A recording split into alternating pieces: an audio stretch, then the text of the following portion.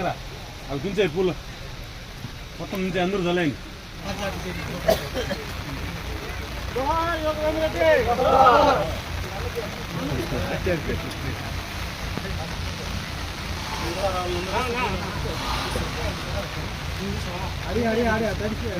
ఎదరా కిషోర్ అన్న అయింది అధ్యక్ష.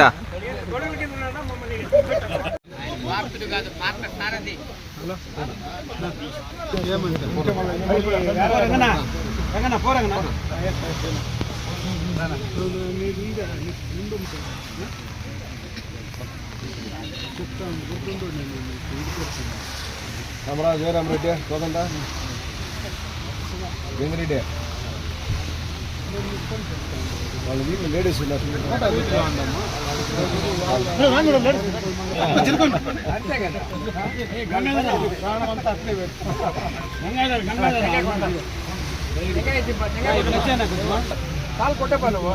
కొట్టే మహేష్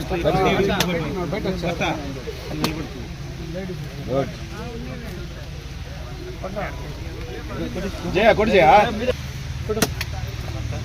స్లోగన్ సార్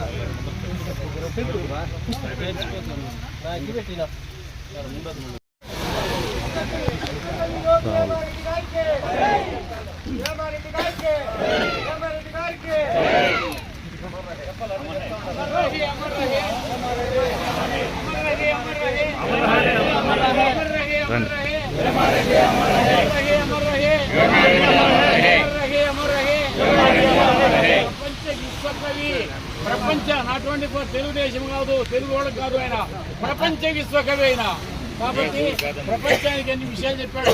మన తెలుగు వాళ్ళు కూడా ఒక్కడు కూడా ఆయనకు రాసిన పద్యాలు 50,000 అనేవాడు. అదే విధంగా ఆ యొక్క విషయాలన్నీ తర్వాత కాబట్టి విషయాలన్నీ కూడా బయట పెట్టాడు. కాబట్టి మనకి ఈ రోజు కన్నా తెలుసుకోలేకపోతే ఆయన గురించి ఆయన గుట్టలు లేకుండా వేమారెడ్డి గారు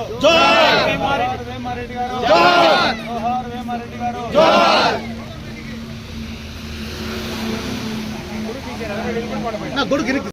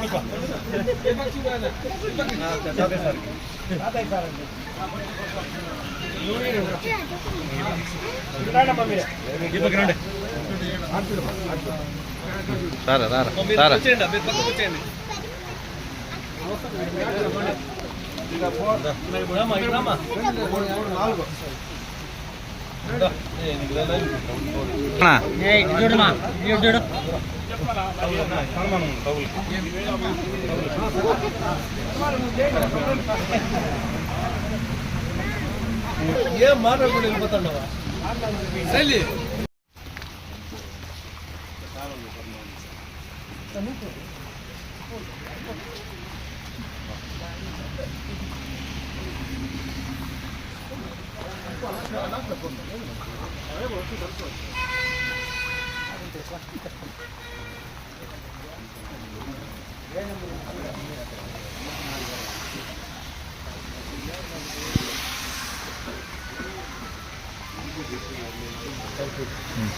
రైట్ నా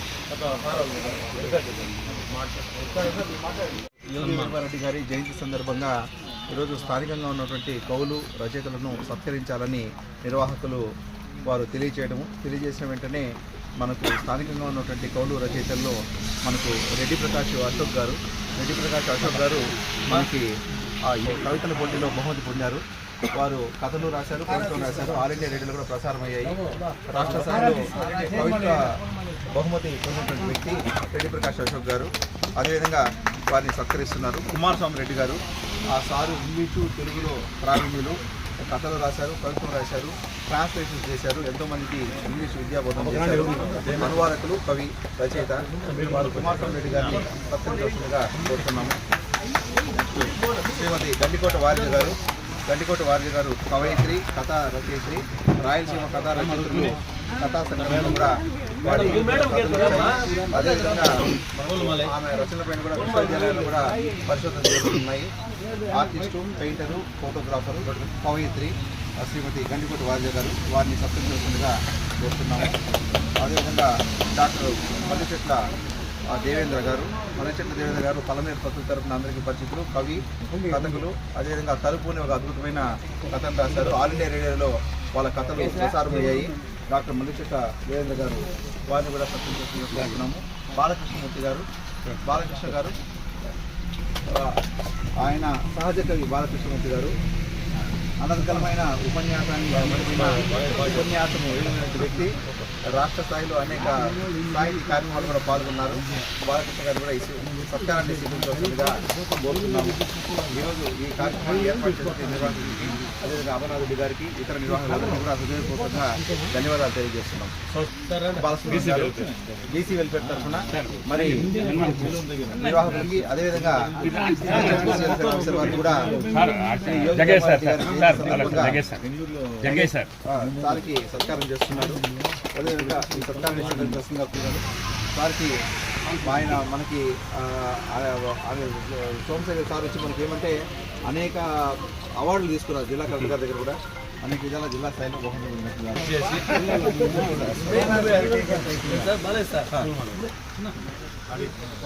వాళ్ళందరూ కూడా దయచేసి అందరూ అట్లే ఉండండి. అందరూ గ్రూప్ ఫోటో తీసుకుంటారు. తెలుగుకు అజరామరమైనటువంటి కీర్తినిచ్చినటువంటి వాడు వేమన. మన శ్రీశ్రీ గారే చెప్పారు, ముగ్గురు కవిత్రయము ఆయన దృష్టిలో. ప్రాచీన యుగంలో వచ్చేసి శిఖన, మధ్యయుగంలో వచ్చేసి వేమన అని చెప్పారు. ఆధునిక యుగంలో గురజాడ గారు అని చెప్పారు. ఇది మామూలుగా 1806 వరకు ఎవరికి తెలియదు సాహిత్యము, ఈ వాంగ్మయం గురించి. సిపి బ్రౌన్ గారు దాన్ని వెలికి తీశారు.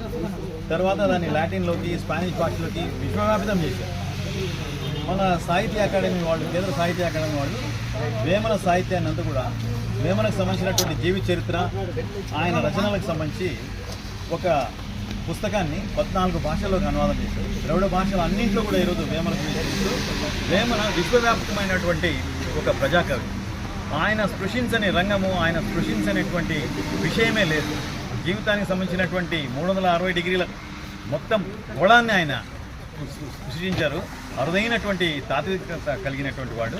తర్వాత మన సుబ్రహ్మణ్యం చెప్పినట్టుగా, బాలు చెప్పినట్టుగా ఆట వెలుతుల్లో రాశాడు.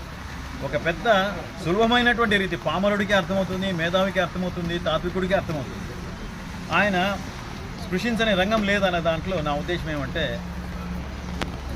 కులమత భేదాల గురించి ఆపసపాలు పడుతున్నటువంటి సమాజానికి ఆ కాలంలోనే తన దగ్గర ఉన్నటువంటి పనిముట్లతో శస్త్రచికిత్స చేసినటువంటి వాడు.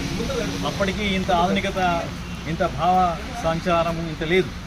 అయినప్పటికీ కూడా ఆయన తనకున్నటువంటి జ్ఞాన దృష్టితో సమాజానికి ఒక రకమైన శస్త్రచికిత్స చేశాడు తన రచనల్లో అని చెప్పదు. నేను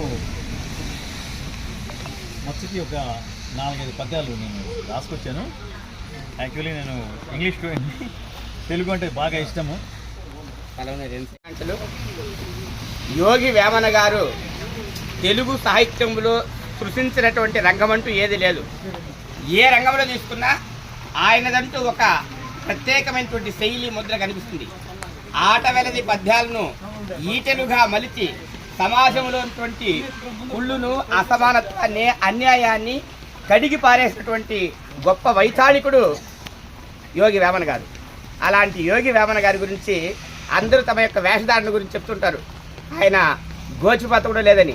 ఆ గోచిపాత మీద అద్భుతమైనటువంటి పద్యం చేసినటువంటి జాషువా గారి మాట ఒకటి గుర్తొస్తుంది. అతడు వేమన అతడు వేమన భువన మాయా తమస్సును చీల్చి చెండిన బలశాలి. అతడు వేమన భువన మాయా తమస్సును చీల్చి చెండిన బలశాలి సిద్ధమూర్తి.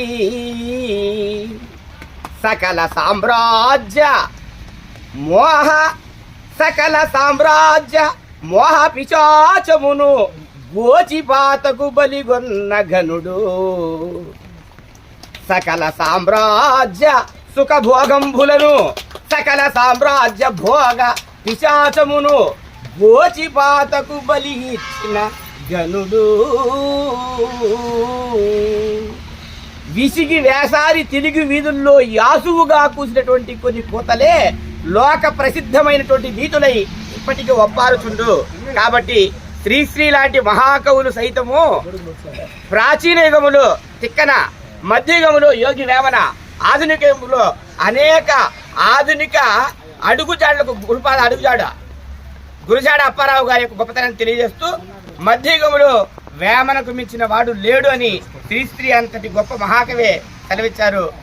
అలాంటి యోగి వేమన గారి యొక్క గొప్పతనాన్ని గురించి మొట్టమొదటి ప్రజాకవి రకరకాలటువంటి రంగులు పురవచ్చు, కానీ ఈ రంగులేవి నిలబడవు. ఆయన చెప్పని పద్యమే లేదు. కాబట్టి ఆయన యొక్క జయంతి సందర్భంగా ఇలాంటి సభను ఏర్పాటు చేసుకున్నటువంటి మనమందరూ కూడా అందరికీ ఒకసారి మనస్ఫూర్తిగా నమస్సుమాంజలు తెలియజేసుకుంటూ ఈ అవకాశం ఇచ్చిన పెద్దలందరికీ ధన్యవాదాలు తెలియజేస్తాను. ఎందుకంటే విశ్వకవి మనందరూ కూడా ఆరాధ్య దైవుడు. ఎందుకంటే వేమన గారి విషయం తెలియనటువంటి భారతీయుడు ఎవరు ఉండడు. ఎస్పెషలీ మన ఉమ్మడి రాష్ట్రాల్లో వేమన గారు ప్రఖ్యాతి చెందినటువంటి సహజ కవి. అతను చెప్పినటువంటి పద్యాల్లో ఉన్నటువంటి అర్థాలని, ఒక్కొక్క పద్యాన్ని మనం ఆవలించుకుంటూ పోతే దాంట్లో ఎంతో నిగూఢమైనటువంటి అర్థాలు ఉన్నాయి. దాన్ని మనం పాటిస్తే సమాజంలో మనము ఒక గొప్ప వ్యక్తిగా మనం కూడా వెలిగేదానికి ఆస్కారం ఉంటుంది. ఈ గత సంవత్సరం నుంచి ఈ యొక్క యోగి వేమన జయంతిని ప్రభుత్వ పరంగా నిర్వహించాలనేసి గత సంవత్సరం నిర్ణయించారు. దాని ప్రకారమే ఈరోజు కూడా మన కలెక్టరేట్లో కూడా ఈ ప్రోగ్రాము జరుగుతోంది. మనం ఇక్కడ మన ఎమ్మెల్యే గారి సూచనల మేరకు మనము ఈ కార్యక్రమానికి మా డిపార్ట్మెంట్ తరఫున మేము 10-15 మంది ఇక్కడ హాజరైనాము. ఈ వర్షం వల్ల, అకాల వర్షం వల్ల కొంచెం ఇబ్బందులు ఎదుర్కొన్నా, లేకుంటే ఈ కార్యక్రమాన్ని మరింత రక్తి కట్టించడానికి చేయుతగా ఉండాలనేటువంటి సంకల్పంతోనే మేము ఇక్కడ రావడం జరిగింది. మనం ఈ వర్షాభావం వల్ల కొద్దిగా ఈ కార్యక్రమాన్ని కుదించుకుంటూ ఈ కార్యక్రమాన్ని దిగ్విజయంగా జరుపుకోవడం జరిగింది.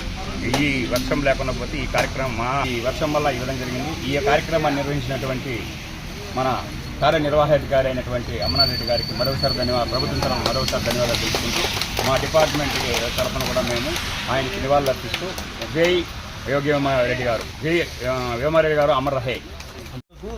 అతీతంగా బతకాలి సమాజం అనే దాని మీద చెప్తారన్నమాట. పశుల వన్య వేరు, పాలెల్ల ఒక్కటే, పుష్ప జాతి వేరు, పూజ ఒక్కటే, దర్శనంబులారు, దైవంబు ఒక్కటే, విశ్వదాభిరామ వినురవేమ. పుష్పాలు ఎక్కడెక్కడో ఉంటాయి, అనేక రంగుల్లో ఉంటాయి. వాటిని రంగుల్ని బట్టి మనం వేరు చేయలేము. ఎందుకంటే దాని జీవభాష వచ్చేసి పరిమళం. అవి ఎన్నో ఉపయోగాలు ఉంటాయి. దాన్ని అత్తరు తయారు చేస్తారు, భగవంతుడి దగ్గర వేస్తారు, అన్నీ వేస్తారు. తాదాత్మ్యంలోకి తీసుకుపోయే తుది రూపము ఒకటే, పరిమళం ఒకటే. అట్లాగే మతాలు ఎన్నో ఉంటాయి, దేవతల విగ్రహాలు ఎన్నో ఉంటాయి, కానీ దేవుడు ఒక్కడే. దైవత్వం అనేది అత్యద్భుతమైనటువంటి ఒక దివ్య కోణం అనమాట. దాని గురించి ఆయన చెప్తారు. ఇంకోటి దీంట్లో విశ్వద అంటే మామూలుగా సృష్టించిన వాడా, అభిరామ ఇష్టమైన వాడు నేను, వినురవేమ అని ఒక తర్కం చెప్తారు. రెండవది ఏం చెప్తారంటే విశ్వద అనేది వాళ్ళ వదిన గారి పేరట, అభిరామ అనేది ఆయన స్నేహితుడి పేరు. వారికి ఆయన సంభాషణ ద్వారా చెప్తున్నట్టుగా ఈ పద్యాన్ని చెప్పుకుంటూ వస్తారు. ఇది ఒక తర్కం ఉందన్నమాట. దీంట్లో తరువున పుట్టు తరువున అనలంబు, తరువ పుట్టు గదిని యుతము, తలుప పుట్టు తనువున తత్వము, విశ్వదాభిరామ వినురవేమ. చెట్టును ఢీకున్నా, కొమ్మను ఢీకున్నా, అగ్గి పుట్టున అనలంబు. అట్లాగే తరువ పుట్టు దదిని యుతము, పాలు చిరిగే కొద్దీ మీగడ బయట వచ్చి దాని ద్వారా వెన్న వస్తుంది, దాని ద్వారా నెయ్యి. ఇది ఎట్లయితే వస్తాయో తలుప అంటే ఆలోచించి ఘర్షణపడి జీవిత మదనం చెంది దాంట్లో నుంచి వచ్చే తాత్వికత అనేది ఉంది, అది మనిషిని ఒక మృదు స్వభావిగా మానవతావాదిగా మారుస్తాయి అని చెప్తాడు ఆయన. ఇంకోటి అంత గొప్పగా వేదాంతం యొక్క ఔన్నత్యాన్ని అనుభవించిన వ్యక్తి ఒక స్టేజ్లో వచ్చేసి వైరాగ్యంలోకి వెళ్ళిపోతాడు. అప్పుడు కూడా ఆయన మానవత్వం గురించే మాట్లాడాడు. శత్రువుల గురించి కూడా మానవతా ధర్మాన్ని విస్మరించరాదు అని చెప్పేసి ఒక పద్యం రాశారు. సంపదగిన ఎట్టి శత్రువును తన చేత చిక్కినేని కీడు చేయరాదు, మొసగ మేలు చేసి పొమ్మునటే మేలు విశుధాభిరామ వినురవు. చంపదగినటువంటి అతి క్రూరమైన శత్రువు కూడా దగ్గరికి వస్తే పో అని చెప్పేసి వదిలేయాలంట. అదే మేలు, అది మనకు హాయిని ఇస్తుంది, వాడికి మేలు చేస్తుంది అని చెప్పేసి ఒక మానవ ధర్మం గురించి చెప్తారు ఆయన. ఆయన స్పృశించని ఇదే లేదు. దొంగ బాబాల గురించి, విపరీతమైనటువంటి మనస్తత్వం కలిగినటువంటి వాళ్ళ గురించి, విగ్రహారాధన గురించి అన్నింటినీ కూడా ఆయన స్పృశించారు, ఆయన రచించారు. ఆయన కాలం తర్వాత కూడా ఉండదగినటువంటి వాడు, అజరామరుడు, ఆయన అనంత కీర్తివంతుడు, విశ్వకవి. ఆయన నిజమైన అక్షర రూపం దాచినటువంటి మహాకవి. ఆయన చేతనత్వం అనేది మన తర్వాత కూడా ఉంటుంది, శతాబ్దాల కొద్దీ ముందుకు పోతుంది. కులాలకు అతీతంగా, మతానికి అతీతంగా, భాషలకు అతీతంగా అన్ని భాషల్లో ఉన్నారు ఆయన గురించి దాదాపు ప్రపంచానికి మనం బాగా తెచ్చిన పుస్తకం లాగా అయిపోయింది అన్నమాట. తెలుగు భాష గురించి ఫ్రెంచ్ వాళ్ళు ఏం చేసినప్పుడు మన యొక్క ఆచార వ్యవహారాలు ఎట్లా ఉంటాయి, మన వస్త్రధారణ ఎట్లా ఉంటుంది అనే దాంట్లో తీసుకున్నప్పుడు వేమన పద్యాలని ఉటంకించారంట. ఫ్రెంచ్ ద్వారా అది ఇంగ్లీష్లోకి పోయింది. సిపి బ్రౌన్ గారు కూడా దాన్ని బహువ్యాపితం చేశారనమాట. ఈ విషయాన్ని తెలియజేశాను. దీంట్లో కొన్ని లోపాలు ఉండొచ్చు, క్షమించమని చెప్పేసి కోరుతూ సెలవు.